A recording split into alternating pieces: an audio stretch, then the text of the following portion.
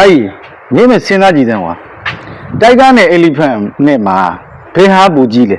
တိုက်ကအကြီးတာပေါ့ပလင်းကလည်းအကြီးအမြုပ်တွေတစီစီနဲ့အေးစိတ်နေရပဲ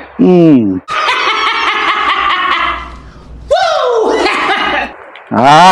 ရှောင်းမှုပြီ sorry ဖုန်းကြည့်လိုက်နဲ့မဖုန်းထဲမှာ TikTok ကြည့်တဲ့ဟာတွေနဲ့ရောသွားလို့ငါမေးချင်တာကွာ60နဲ့ကွာ60နဲ့85မှာဘယ်ဟာပူကြီးလဲလို့ငါမေးချင်တာ 85ပိုကြီးတာပေါ့ကိုကြီး 85တော့ကြီးတာဟုတ်တယ်ကွာထောင်အခု60နဲ့85ကိုငါတော့ဝယ်မယ်ဆိုရင်ဘယ်မြင်းကောင်ယူအရင်ဆုံးဝယ်တင်တော့အရင်ဆုံးစဉ်းစားတင်တော့ပေါ့ ဝယ်မယ်ဆိုရင်တော့ကျွန်တော်တို့2မျိုးလုံးဝယ်တင်တယ်ဗျဒါပေမဲ့ခုလောလောဆယ်ဝယ်မယ်ဆိုရင်တော့ကျွန်တော်တို့မြင်းကောင်ကြီး60ကိုပို့ဝယ်တင်ပါတယ် ဟာမင်းရလဲဘာဖြစ်လို့လို့ ဘာဖြစ်လို့လဲဆိုတော့ကျွန်တော်တို့အခုချိန်မှာမြင်းကောင်ကြီး60ဆက်ကိုဝယ်မယ်ဆိုရင်ဖီကင်းအမှတ်တစိ16ပန်းကိုပါလက်ဆောင်ပေးမှအတွက်ရန်တန်နေပါခင်ဗျမြင်းကောင်ကြီး85ကိုဝယ်မယ်ဆိုရင်ကျွန်တော်တို့ဆက်လုံးပဲရမှာခင်ဗျမြင်းကောင်ကြီး60ဝယ်မယ်ဆိုရင်မြင်းကောင်ကြီး60ပြင်အောင်မှာဖီကင်းအမှတ်တစိ16ပန်းကိုမှလက်ဆောင်ရမှာဆိုတဲ့အတွက်ရန်တန်နေပါခင်ဗျ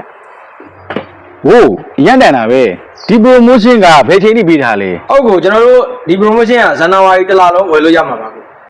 အဲ့ဒါဆိုရင်ညီလေးကဈေးသိကျင်ရော ဈေးသိကျင်တော့ကျွန်တော်တို့စီမှာဖုန်းဆက်ပြီးတော့မေးမြန်းလို့ရပါတယ်ခင်ဗျတကယ်လို့ဖုန်းမဆက်ချင်ဘူးဆိုရင် comment မှာမြင်းကောင်60အကြောင်းသိချင်60လို့မှတ်ပြီးတော့85အကြောင်းသိချင်85လို့မှတ်လို့ရပါတယ်လုံးဝ comment မှာလည်းမမှတ်ချင်တဲ့လူများအတွက်ကျွန်တော်တို့